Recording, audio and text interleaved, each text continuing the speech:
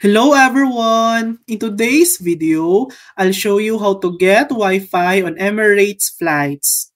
First, add your Emirates Skywards number to your booking using the Emirates app or website before your flight. After takeoff, go to your device Wi-Fi settings and connect to the Air Wi-Fi network. Open your browser and go to the login page and sign in using your Skywards account. Free chat access like WhatsApp or Messenger and etc.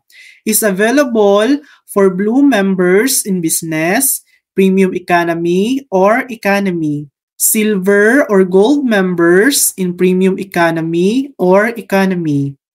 Full free Wi-Fi is available for Blue members in first class, Silver or Gold members in business or first, Platinum members in any cabin. Sky surfers are not eligible for Wi-Fi benefits.